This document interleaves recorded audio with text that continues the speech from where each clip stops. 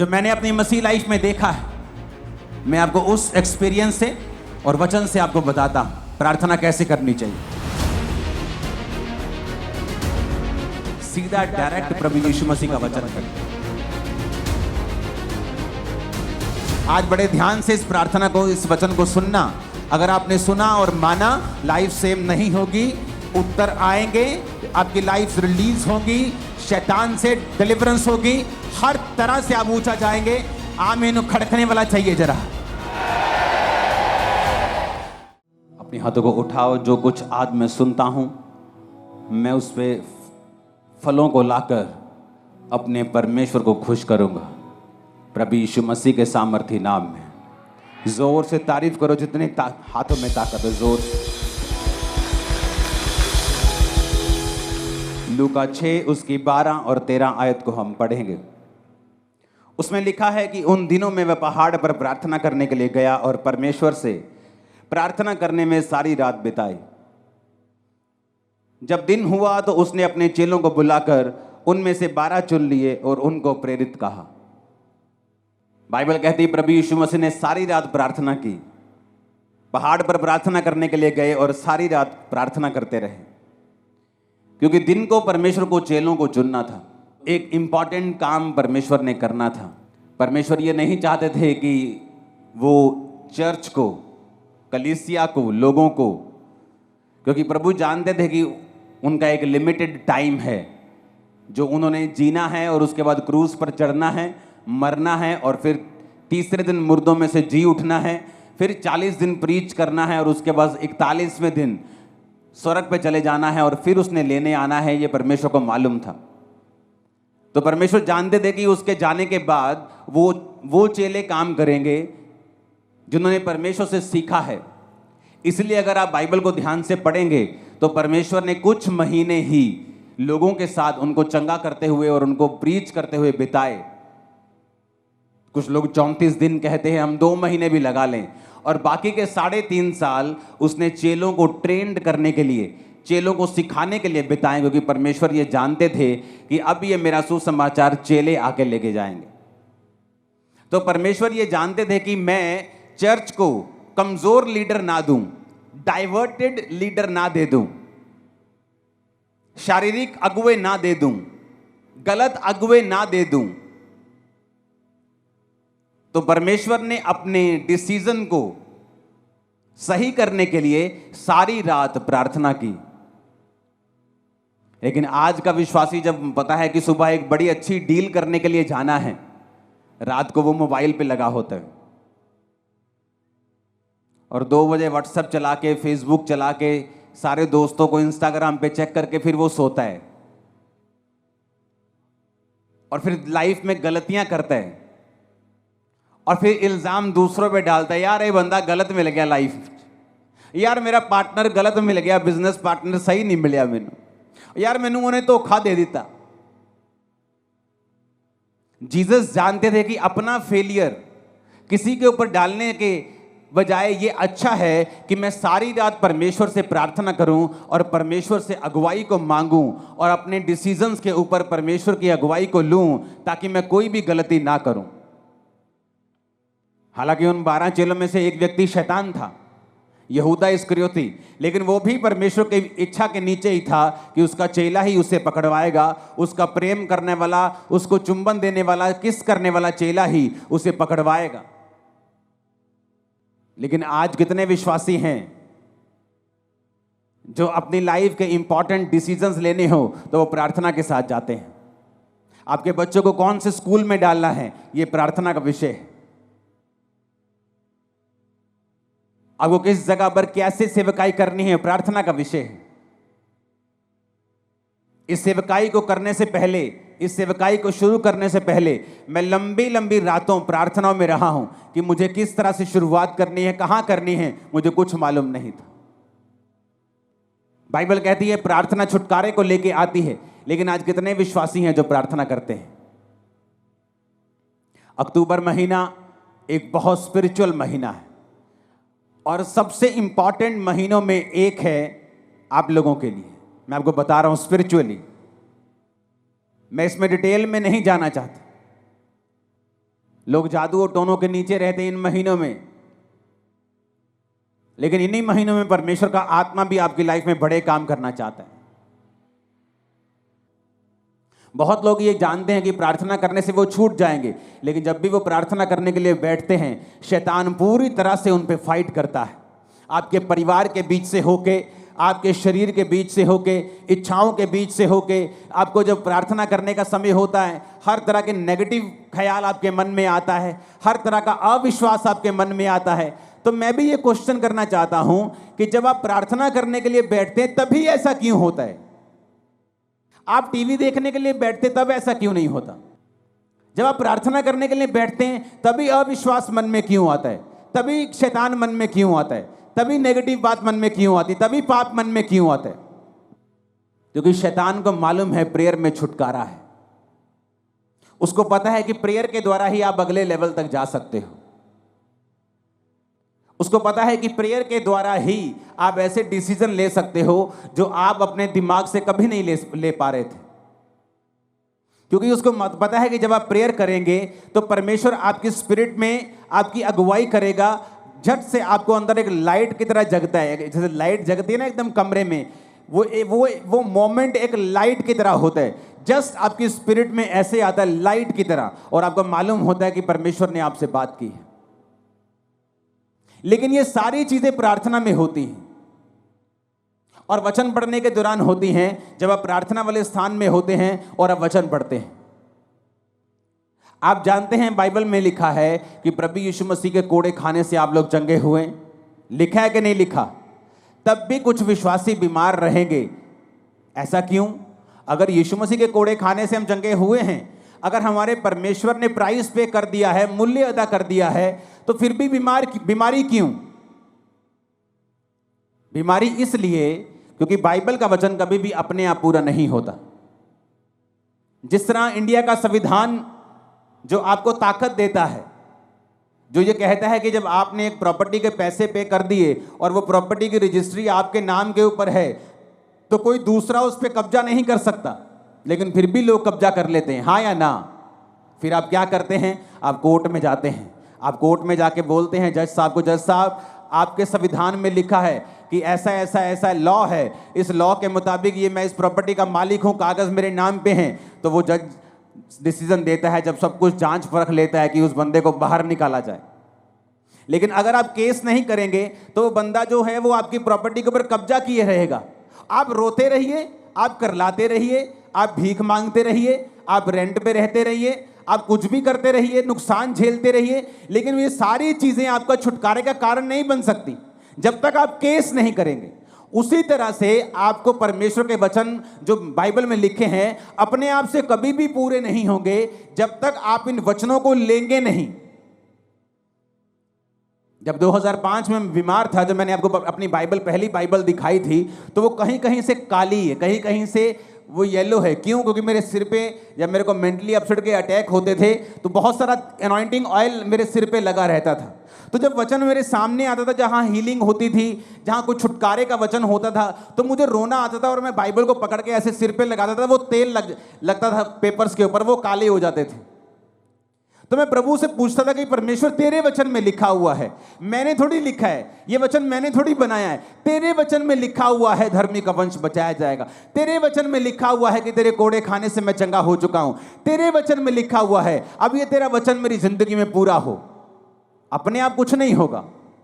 Pentecost के दिन चेले प्रार्थना कर रहे थे। क्या प्रार्थना कर रहे थे?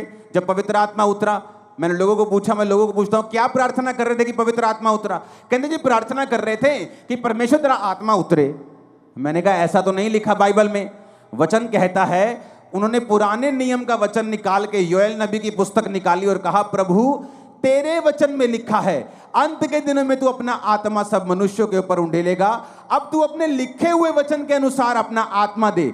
जब परमेश्वर आपको लिखे हुए वचन से प्रार्थना करते हुए देखता है तो वो आपकी प्रार्थना मोड़ सकता है, खाली भेज सकता है, लेकिन वो अपने लिखे हुए वचन के बीच से की गई प्रार्थना को खाली नहीं भेजता।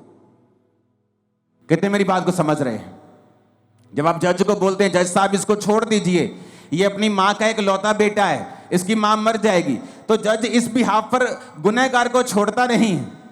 आप कुछ भी मत बोलिए जज को, ये अकेला बेटा है कि इसकी माँ के 14 बच्चे हैं, छोड़ दीजिए। आप ये बताइए जज को कि ये प्रूफ है जी, ये निर्दोष है। जज और कुछ नहीं पूछेगा, उसको छोड़ देगा, हाँ या ना। उसी तरह से आप परमेश्वर को धमकियां देते हैं, प्रभु मेरा अभी मैं तो अभी जवान हुई हूं। आप धमकियां देते हैं, प्रभु मेरा बच्चा अभी छोटा है। आप धमकी देते हैं, प्रभु मेरे पास पैसा नहीं है तो मेरी माँ को कैंसर कैसे हो आप धमकियां देते हैं। उसका कोई भी असर परमेश्वर पे नहीं होगा, क्योंकि वो लिखे हुए वचन से बीच में से जो प्रार्थना की जाती है उसको वो सुनता है और उत्तर देता है, क्योंकि वो अपने वचन का इनकार नहीं कर सकता। एक विश्वासी को कैसे प्रार्थना करनी चाहिए, आज बड़े ध्यान से इस प्रार्थना को, इस वचन को सुनना। अगर आपने सुना और माना, लाइफ सेम नहीं होगी, उत्तर आएंगे, आपकी लाइफ रिलीज होगी, शैतान से डिलीवरेंस होगी, हर तरह से आप ऊंचा जाएंगे। आमीन खड़कने वाला चाहिए जरा। अब आपको बात बड़े ध्यान से समझना है, एक विश्वासी को प्रार्थना कैसे करनी चाहिए, ये मैं आपको समझाता हूं। ये मैं उन लोगों को समझाता हूं कई बार जो मेरे पास मिलने के लिए आते हैं, लेकिन आज मैं आप सबको समझा रहा हूं। एक विश्वासी को प्रार्थना कैसे करनी चाहिए, कौन सी प्रार्थना है जिससे आपकी लाइफ में रिजल्ट आता है। अब आपने ये बात समझ ली कि प्रार्थना जरूरी है, प्रार्थना नहीं करेंगे परमेश्वर उत्तर नहीं देगा। उसने लिखा है मांगो तो दिया जाएगा। वचन, ये आप बोलेंगे वचन में तो लिखा है कि परमेश्वर मांगने से पहले जानता है तुम्हें किन वस्तुओं की जरूरत है। हाँ, वो जानता है तुम्हें किन वस्तुओं की जरूरत है, लेकिन देता तभी है जब तुम मांगते हो, क्योंकि वो अपने वचन को पूरा करता है। मांगो तो दिया, ढूंढो तो तुम, खटखटाओ तो तुम्हारे लिए खोला जाएगा। अब शैतान बुरी कोशिश करता है कि जब तुम प्रार्थना करने के लिए बैठो, तुम्हें फोन याद आ जाए, तुम्हें सॉन्ग याद आ जाए, तुम्हें कुछ बात याद आ जाए, तुम्हें काम याद आ जाए, एनीथिंग पॉसिबल, पॉजिटिव और नेगेटिव एनीथिंग वो आपको याद करवाएगा, क्योंकि उसको मालूम है कि प्रार्थना ही एक ऐसा एक लौता माध्यम है जिसके द्वारा तुम परमेश्वर के साथ जुड़ते हो और आगे बढ़ते हो, और परमेश्वर का आत्मा तुम्हारी अगुवाई करता है। जो मैंने अपनी मसीह लाइफ में देखा है, मैं आपको उस एक्सपीरियंस से और वचन से आपको बताता हूं प्रार्थना कैसे करनी चाहिए। आपको दिन में सुबह प्रार्थना करनी चाहिए, आपकी पर्सनल प्रेयर, जिसमें आप सिर्फ अपने लिए, अपने परिवार के लिए, अपने काम के लिए, अगर आप पास्टर हैं तो अपनी सेवकाई के लिए आप प्रार्थना करते हैं। अगर आप सुबह 1.5 घंटा प्रार्थना करने के लिए बैठे हैं, क्योंकि उसके बाद आपको काम पे निकलना है, तो आपको पौना घंटा प्रार्थना करनी है, 45 मिनट। आधा घंटा आप वचन पढ़ें और बाकी का 15 मिनट आप वचन को खोलें और अपनी लाइफ के मुताबिक, मान लीजिए एक विश्वासी बीमार है, वो नीति वचन को निकाले 3 को, वो यशाया 54 को, वो भजन संहिता 103 को, वो इस तरह के वचन निकाले जहां परमेश्वर ने आपको शारीरिक चंगाई की वायदा किया है। आप उस वचन को पढ़ें कि परमेश्वर तेरे वचन में लिखा है।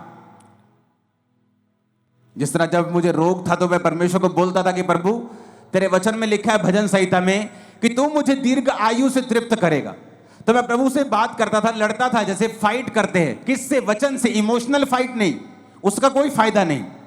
वचन से फाइट करना। परमेश्वर कहता है वचन से अपने प्रमाण मुझे दो, सबूत दो मुझे, क्यों मैं तुम्हें चंगा करूं, क्यों तुझे बच्चा दूं, क्यों ब्लेस करूं, सबूत दो। क्या है सबूत? सबूत वचन है। तो प्रभु से मैं बोलता था प्रभु तेरे वचन में लिखा है कि तू मुझे दीर्घ आयु से तृप्त करेगा, तो क्या इस रोग के साथ मैं दीर्घ आयु जी सकता हूं? अगर जी सकता हूं तो ये दीर्घ आयु किस काम की होगी अगर मैं सारी उम्र रोगी रहूंगा? तो मैं इस तरह से प्रभु के साथ फाइट करता था कि प्रभु तेरे वचन में लिखा है कि तू मुझे दीर्घ आयु से तृप्त करेगा। एक टेस्टिमनी को मैं पढ़ रहा था, एक सिस्टर की, आज बहुत सारी जबरदस्त गवाहियां आपने सुनी, तारीफ करो सब गवाहियों के लिए। तो मैं गवाही जब सुन रहा था तो एक सिस्टर थी जिसने वचन सुना, और वचन सुनने के बाद उसने रोज वचन के बीच से प्रार्थना करनी शुरू कर दी। तो हुआ क्या था, उसके यूट्रस में बीमारी थी, उसको बेबी नहीं, हस्बैंड में भी रोग था, बेबी नहीं हो सकता था। लेकिन उसे ये मालूम हुआ कि वचन के बीच से अगर मैं प्रार्थना करूंगी, प्रभु को उसके वायदे याद करवाऊंगी, तो ये परमेश्वर संभव है। उसने प्रार्थना करनी शुरू कर दी वचन से कि प्रभु तेरे वचन में लिखा है कि धर्मी का वंश बचाया जाएगा। मेरा वंश कहाँ है? क्या मैं धर्मी नहीं हूं? मैं तुझ पे विश्वास करती हूं तो मैं एक धर्मी हूं। प्रभु तेरे वचन में लिखा हुआ है कि तू बांझ को घर में लड़कों का आनंद करने वाली माता बनाता है। प्रभु तेरे वचन में लिखा हुआ है कि तू हमें फलवंत करेगा। प्रभु तूने आदम को कहा था be fruitful and be multiply. बिना बच्चे के मैं मल्टीप्लाई कैसे हो सकती हूं? तो उसने रोज क्या किया, वचन के बीच से प्रभु को प्रार्थना करनी शुरू कर दी। 2-3-4 साल कुछ नहीं हुआ, कोई फर्क नहीं, लेकिन उसकी बॉडी थोड़ी अच्छी हो गई, लाइफ अच्छी हो गई, वो चलती रही चलती रही चलती रही।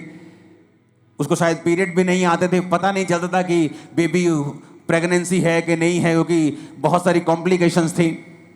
एक दिन अचानक अपने रेगुलर डॉक्टर से जब चेकअप करवाने के लिए गई, वो 2nd मंथ की प्रेग्नेंट थी और परमेश्वर ने उसको एक बेटा दिया। उसके बाद परमेश्वर ने उसको एक बेटी दी, दोनों जीवित हैं।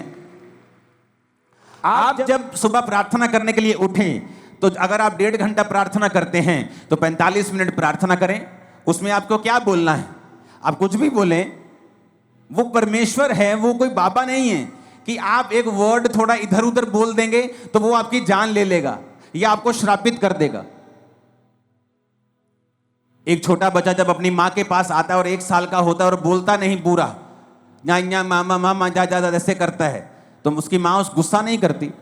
उसकी माँ पहचान लेती है इसको क्या चाहिए, इसको दूध चाहिए, इसको खाना चाहिए, इसको दाल का पानी चाहिए, इसको वॉशरूम आया है, वो पहचान लेती है।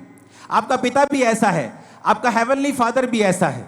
जब आप 45 मिनट प्रार्थना में बैठेंगे तो उसका थैंक्स करें, उसकी वर्शिप करें, उसको शुक्र कहें, सब बातों के लिए उसका थैंक्स करें, आप उसके साथ बात करें। वो आपका पिता है, वो बाबा नहीं कि आपको मार देगा। आपको 2 चीजें गलत पढ़ देंगे तो वो आपको कत्ल कर देगा या आपको श्रापित कर देगा, ऐसा नहीं है। लेकिन वो ऐसा परमेश्वर भी है जो ये कहता है कि अपना प्रमाण मुझे दो, जो ये चाहता है कि उसके बच्चे एक्टिव रीति से ये जाने कि वचन में क्या लिखा है और वचन में कौन सी चीजें हैं, क्या अधिकार हैं हमारे पास वचन के बीच से जो हमें इस्तेमाल करने हैं।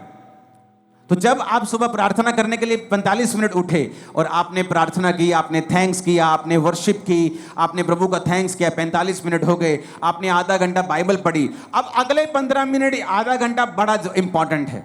उसमें क्या करना है? वचन निकालना है जो आपकी लाइफ से संबंधित है।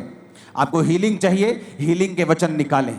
आपको बच्चा चाहिए, उस बच्चे के वचन निकालें। जहां परमेश्वर ने आपको वंश आशीषित करने का आपको वायदा किया है, परमेश्वर ने कहा वो व्यक्ति जो परमेश्वर की इच्छाओं पर चलेगा और उससे उसका डर मानेगा, परमेश्वर उसको उसी मार्ग पे चलाएगा जिससे वो प्रसन्न होता है, उसका वंश पृथ्वी पर पराक्रमी होगा। तो परमेश्वर कहते तुम्हारे बच्चे जो होंगे पृथ्वी के ऊपर पराक्रमी होंगे, बड़े बड़े काम करने वाले होंगे, डरपोक बच्चे नहीं होंगे। तो आप इस वचन का फायदा उठा सकते हो। अगर आपके बच्चे डरपोक है तो, अगर आपके बच्चे अनसक्सेसफुल है तो, कम पढ़ते हैं तो, समझ नहीं आती कि प्रभु तेरे वचन में लिखा है कि तेरा वंश पृथ्वी के ऊपर पराक्रमी होगा, मेरे बच्चों को पराक्रमी बना, मेरे बच्चों को एक्सीलेंट बना, मेरे बच्चों को ब्लेस कर। हर एक चीज के लिए बाइबल में परमेश्वर का वायदा है, वचन है। आप अपने मोहल्ले में क्रिश्चियन हैं, आप एक छोटा मोटा बिजनेस करते हैं, आप अगर वचन को जानते होंगे आप उस वचन को निकाल लेंगे। प्रभु तेरे वचन में लिखा है, तूने कहा है कि तू मुझे सब जातियों से श्रेष्ठ करेगा, सब दूसरी जातियां अन्य जातियों से तू मुझे श्रेष्ठ करेगा। प्रभु मैं प्रार्थना करता हूं, मैं अपने टाइट को भी बोता हूं, मैं आज प्रार्थना करता हूं, मुझे सबसे श्रेष्ठ बनना है, मुझे बेस्ट बनना है अपने बिजनेस में, अपनी लाइफ में मुझे बेस्ट चाहिए। आप बेस्ट होंगे अगले 7 सालों के अंदर। लेकिन क्या आपने वो मांगा? नहीं, आपने मांगा नहीं। आप चाहते हैं हो, आप विश करते हैं प्रभु मुझे हील कर दे। आप जीनी के पास नहीं है कि आपने रगड़ा और जीनी निकला और आपने कहा क्या चाहिए, उसने कहा क्या चाहिए, आपने कहा मुझे चंगा कर दो। परमेश्वर कहता मांगो तो दिया जाएगा, अपने प्रमाण दो, अपना मुकदमा लड़ो। आज लोगों को इतना भी मालूम नहीं है कि जो उन्हें चाहिए बाइबल में कहां लिखा है। कुछ का बहाना है, वो तो अनपढ़ है। आज अगर तुम्हारी बहन वेस्टर्न यूनियन में 10,000 रुपए भेज दे इंग्लिश में लिख के, तुम भाई साहब 15 मिनट में पैसे निकाल के ले आओगे। तुम्हें पता है किससे पढ़वाना है, किसको 10 रुपए का लालच देना है, किस पोते को बोलना है, किस पोती को बोलना है 100 रुपए देके और पैसे निकलवा के लेके आने। लेकिन जब बाइबल पढ़ने का समय आता है, आपको ट्यूशन रखनी चाहिए अगर आप अनपढ़ है तो। 2 महीने में बाइबल पढ़नी सीखो, खुद समझो बाइबल में कहां कहां वो वचन लिखे हैं जो आपको जरूरी चाहिए, जो आपके लिए एक हथियार की तरह काम करेंगे। ऊंची आवाज में हालेलुया बोलो जरा। अगर आप प्रार्थना नहीं करेंगे, इसका मतलब आपने प्रभु से मांगा नहीं। आपने मांगा नहीं, आपने पाया नहीं। उसने कहा मांगो तो दिया जाएगा। तो मेरी प्रार्थना कैसे होती थी? सुबह जब प्रार्थना करो तो मैं लिखे हुए पॉइंट्स के साथ प्रार्थना करता। मुझे ये चाहिए, वो पॉइंट लिखना, उस पॉइंट के हिसाब से वचन निकालना और प्रभु को कहना, प्रभु तेरे वचन में लिखा हुआ है, मैंने नहीं लिखा, तूने लिखा है। तूने लिखा है अपने वचन में, इस वचन को परमेश्वर मेरी लाइफ में पूरा कर। वचन के साथ 15 मिनट के लिए लास्ट प्रार्थना करना, वचन से परमेश्वर को याद करवाना। अगर आपको कोई सीरियस प्रॉब्लम है तो उसके बाद आप शाम को प्रार्थना करें फिर 1.5 घंटा, और उसके बाद सेम वही प्रार्थना रात को करें 1.5 घंटा। अगर आप ठीक हैं, आपकी लाइफ में ओके है, आप ब्लेस्ड हैं, आप 1 घंटा 1 घंटा 1 घंटा आप 3 बार प्रार्थना करें रोज। सुबह 1 घंटा, शाम को 1 घंटा, रात को 1 घंटा। आप शाम को 1 घंटा नहीं दे सकते, आप काम, बिजनेस वूमन है, आप काम करने जाती हैं, आप एक बिजनेसमैन हैं, तो आप सुबह को 1.5 घंटा, रात को 1.5 घंटा परमेश्वर को दें। अपने दिन की शुरुआत प्रार्थना से करें, रात का अपना दिन का अंत प्रार्थना से करें। आप परमेश्वर को लिखे हुए वचनों से बताएं कि आपको क्या चाहिए। अपने पॉइंट्स को लिख कर रखें, उन पॉइंट्स के हिसाब से बाइबल के वचन निकालें और फिर परमेश्वर को उन वचनों से बताएं कि परमेश्वर मुझे ये चाहिए क्योंकि तेरे वचन में ये लिखा हुआ है। अगर आप अपना मुकदमा नहीं लड़ेंगे, अगर आप अपना मुकदमा पेश नहीं करेंगे, आप वचन के बीच से होकर लड़ाई नहीं करेंगे तो आपको नहीं मिलेगा। अब अपने आप में अंदर एक, पंजाबी कहते झाती मार के देखो अंदर जरा कि कितनी प्रार्थना करते हैं आप, या जो आपको चाहिए कि आपने उससे इनफ मांगा है। जो आपको प्रभु से चाहिए, क्या आपने उसके लिए फाइट की है? क्या आपने उसके लिए लड़ाई की है? नहीं की। अगर केस बड़ा हो, आम बुखार हो तो पैरासीटामोल से ठीक हो सकता है, लेकिन बुखार अगर टीबी की वजह से हो तो टीबी की दवाई खानी पड़ती है। केस बड़ा है, कैंसर बड़ा है, बीमारी बड़ी है, प्रार्थना आधे घंटे की है। बस यही बोलते रहते बेड पे बैठे, प्रभु कुछ कर, प्रभु मैंने चंगा कर, और ये नहीं कहते प्रभु तेरे वचन में लिखा है तेरे कोड़े खाने से हम चंगे हुए। आज मैं वचन के बीच तेरे पास आता हूं। तूने कहा है तू संकट के दिन तू मुझे पुकार तो मैं तुझे उत्तर दूंगा। तेरे वचन में लिखा हुआ है कि तू अपने धर्मी जन के अपराधों को माफ करता है, उनको चंगा भी करता है। लेकिन वचन के बीच से हमने कोई प्रार्थना नहीं की। यीशु मसीह को मालूम था कि मैं अपनी चर्च को कमजोर चेले नहीं दे सकता, डाइवर्टेड चेले नहीं दे सकता, क्योंकि जब प्रभु यीशु मसीह ने 12 चेले चुने तो मैं आपको बता सकता हूं परमेश्वर के पास सैकड़ों लोग थे जो उसको उस समय फॉलो कर रहे थे, और सैकड़ों लोगों में से परमेश्वर ने 12 प्रेरित चुने थे। और उन 12 प्रेरितों को चुनने से पहले प्रभु यीशु मसीह खुद परमेश्वर होने के बावजूद भी वो सारी रात पिता से प्रार्थना करने के लिए गए।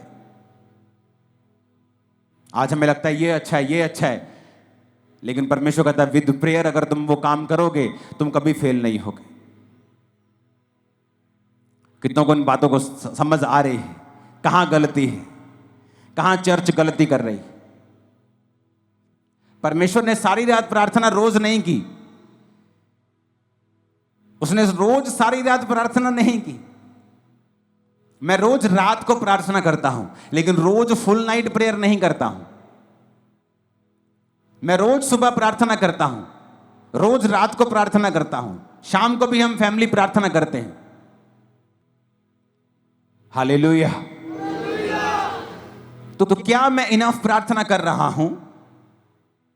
तो ये बेस्ट है कि अगर आप 1+1+1 प्रार्थना करें।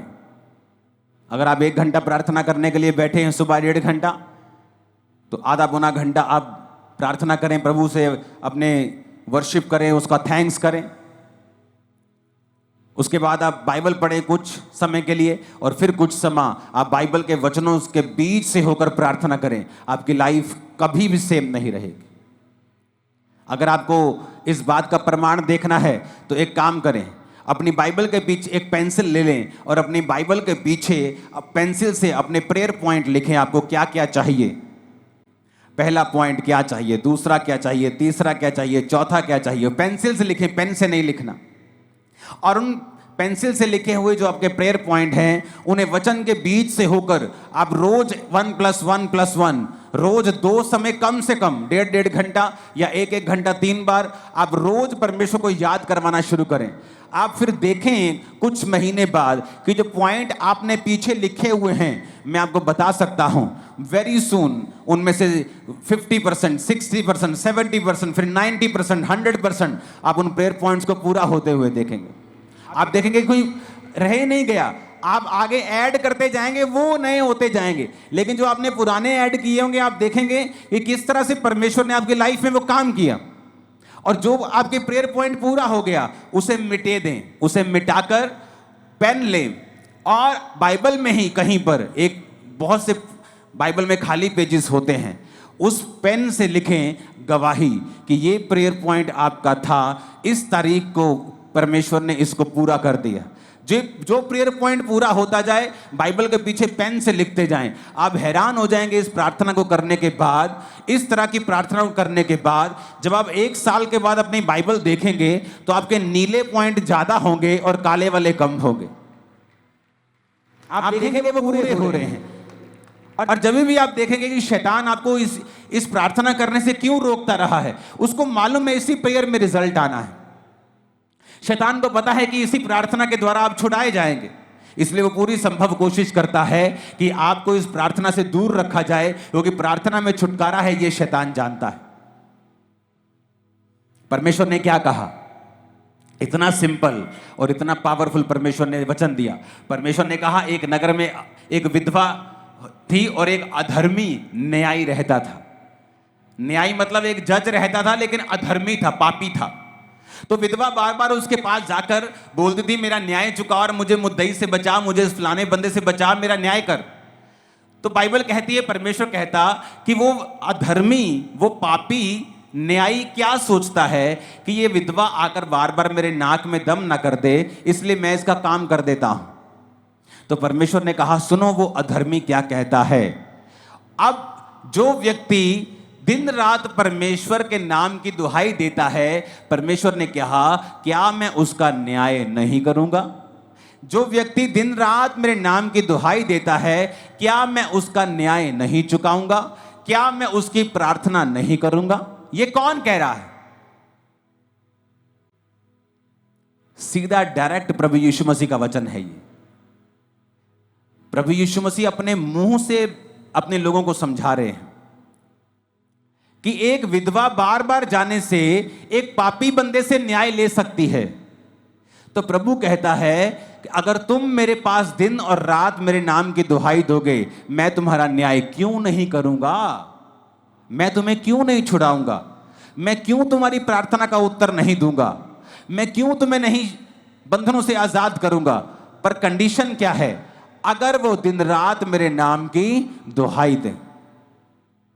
आप एक दिन प्रार्थना करेंगे सुबह, आपने प्रार्थना की प्रभु तेरे वचन में लिखा है धर्मी का वंश पराक्रमी होगा। प्रभु अपने बच्चों के लिए प्रार्थना करता हूं, अपने लिए हीलिंग के लिए, डिलीवरेंस। आप प्रार्थना करते हैं वचन के बीच, आप वही प्रार्थना फिर शाम को करते हैं, वही प्रार्थना फिर आप रात को करते हैं, फिर सुबह, फिर दोपहर, फिर शाम, फिर रात, फिर सुबह, फिर शाम, फिर रात, फिर सुबह, फिर शाम। परमेश्वर को आप दुखी कर देंगे और वो जवाब देगा। वो अपने वचन का इनकार नहीं कर सकता, वचन को डिनाई नहीं कर सकता। अगर आप वचन के बीच से उससे लड़ेंगे, वो आपको उत्तर देगा। याकूब को भी यह बात मालूम थी। याकूब को पता था कि उसका भाई उसे मारने के लिए 400 बंदे लेके आ रहा है। क्या लिखा वचन में? उसने सब परिवार को नदी के पार कर दिया। अपने 11 जितने बच्चे थे उसके उस समय तक, उन 11 बच्चों को, उन पत्नियों को, उन भेड़ों बकरियों को, सबको आगे कर दिया और रात अकेला रह गया। और क्या करता रहा? लिखा वो स्वर्गदूत के साथ रात भर लड़ता रहा। कैसे लड़ता रहा? शरीर के साथ नहीं। आप प्रभु से नहीं लड़ सकते, जा मैं तेनू नहीं मानता, जा मैं हूं प्रार्थना, आप ऐसे नहीं लड़ सकते। आप वचन से लड़ सकते। प्रभु तेरे वचन में लिखा है कि नहीं लिखा? तेरे वचन में लिखा है ना, तो ये मेरे जीवन में पूरा कर। तेरे वचन में लिखा है, मैं बांझ कैसे रह सकती हूं? क्योंकि तूने कहा है कि धर्मी तू बच, तेरा घराना बचाया जाएगा। तेरे वचन में लिखा है गर्भ का फल यहोवा के और से दिया हुआ प्रतिफल है। तेरे वचन में लिखा है, तो मैं गर्भ के फल से कैसे रह सकती हूं? आप लड़ेंगे नहीं। तो बाइबल कहती है वो पूरी रात लड़ा और परमेश्वर के दूत ने कहा अब से तेरा नाम इज़राइल होगा, और उसके भाई का मन चेंज हो गया। जब वो भाई से मिला तो उसने उसे मारा नहीं। क्यों? क्योंकि प्रार्थना में वो सब बातों को जीत चुका था। प्रभु ने उससे वायदा किया था कि मैं तेरे वंश को ये करूंगा, तेरे वंश को वो करूंगा। तो वो क्या फाइट कर रहा था? प्रभु मैंने थोड़ी कहा था कि मेरे वंश को तू ब्लेस कर। तूने कहा था कि तेरे वंश में राजा पैदा होंगे, तूने कहा था कि तेरे वंश में ये होगा, तूने मेरे बाप, तूने मेरे दादा, तूने मेरे फलाने को ये कहा था। वो परमेश्वर से इस वचन से फाइट कर रहा था कि तेरा वचन कहता है, तेरा वायदा है, तूने कहा था कि मेरे दादा को, मेरे बाप को, मेरे दादा अब्राहम को तूने कहा था कि तेरा वंश ऐसा होगा। और तू जानता है परमेश्वर, मेरा भाई तुझ में नहीं है, एसाव तुझ में नहीं है, एसाव परमेश्वर में नहीं है। अगर वो परमेश्वर में होता तो कनानी लड़कियों से कभी भी शादी नहीं करता। मैं तुझ में हूं, मैं अपने दादा, अपने पिता का वंश हूं, मेरे वंश के साथ तेरा वायदा है। इस तरह से वो फाइट कर रहा था और परमेश्वर ने उसको सुना। जोर से हालेलुया बोलो जरा। आज से अगर ये प्रेयर शुरू की तो नीले पेन से लिखने के लिए जल्दी तैयार हो जाना। लिखना जरूर, आपको समझ आएगी मैं क्या कह रहा हूं। आप जब लिखना शुरू करेंगे पेंसिल से, जो आपको चाहिए, जो मिल गया उसे पेन से लिखेंगे, आपको रियलाइज होगा कि आपने परमेश्वर से कहीं अधिक पाया है। कितनी प्रार्थनाओं को परमेश्वर ने सुना है। आप भूल जाएंगे 3 साल में आज आपको क्या मिला था, लेकिन वो पेन से लिखा हुआ आपको याद करवाता रहेगा। उतना कॉन्फिडेंस आपका बढ़ेगा कि मुझे इस प्रार्थना से उत्तर मिले हैं, इस तरह से मुझे उत्तर मिला था इस समय, उस समय, फलाने साल। अगर उस साल में इतना फंसा हुआ था और मैंने इस रीति के साथ प्रार्थना की, तो वो वचन तो सेम है, आज वो मुझे छुड़ाएगा जैसे उस समय परमेश्वर ने मुझे छुड़ाया था। तो वो सारी उम्र आपकी रक्षा करता रहेगा। इसलिए मैं कहता हूं अपनी बाइबल को ज्यादा चेंज मत करना। मेरी बाइबल का कवर कितनी बार फट जाता है, पेज फट जाता है, उसी को मैं चिपका लेता हूं। मेरे पास हजारों बाइबल पड़ी, लेकिन उस बाइबल में लिखा हुआ है, पीछे पॉइंट्स लिखे हैं, चीजें लिखी हैं, तो मैं चाहता नहीं कि वो मैं मिस करूं। हालेलुया बोलो ऊंची आवाज में। आज से ऊंची आवाज में बोलो, प्रार्थना करेंगे हम, इसी तरह से करेंगे, वचन के बीच से करेंगे।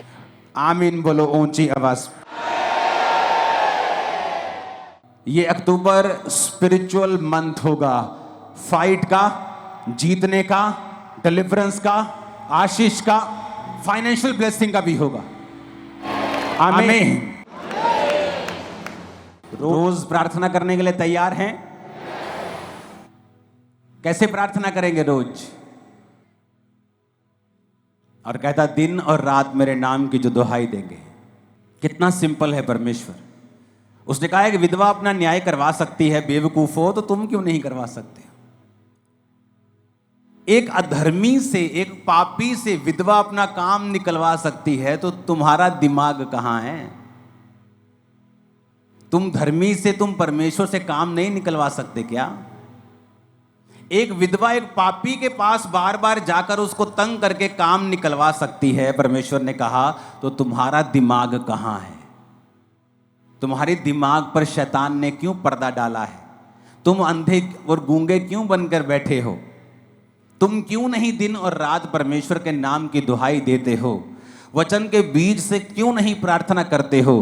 प्रार्थना करने के लिए परमेश्वर के समीप क्यों नहीं आते हो? और ये एग्जाम्पल खुद प्रभु यीशु मसीह ने अपने मुंह से दी है। एक विधवा का न्याय अगर अधर्मी पापी कर सकता है, क्योंकि वो एक ऊंची पोस्ट के ऊपर है, लेकिन ना तो परमेश्वर से डरता है, ना किसी आदमी की परवाह करता है, फिर भी विधवा उससे काम निकलवा लेती है, और वो ये सोचता है कि बार बार विधवा मेरे नाक में दम करेगी, तो परमेश्वर कहता है अगर विधवा उसका न्याय करवा सकती है अपना उसके पास जाके, और वो उस विधवा का न्याय कर सकता है, तो परमेश्वर तुम्हारा न्याय क्यों नहीं करेगा? अगर तुम भी कहने का मतलब है उसके नाक में दम कर दो तो। प्रभु भी देखेगा भाई कि कितने दिन हो गए तेरे को सेम वचन से प्रार्थना करते, तू रोज आती है अपने बेबी के लिए, तेरे को 5 साल हो गए हैं, कब तक वो तुम्हारी प्रार्थना को अनसुना करेगा? वो तुम्हें जवाब देगा। तुम्हारी बाइबल का पिछला पन्ना उस नीली लाइंस के साथ भरा हुआ मैं देख रहा हूं, और तुम्हारी गवाहियों के साथ भरा हुआ देख रहा हूं यीशु मसीह के सामर्थी नाम में।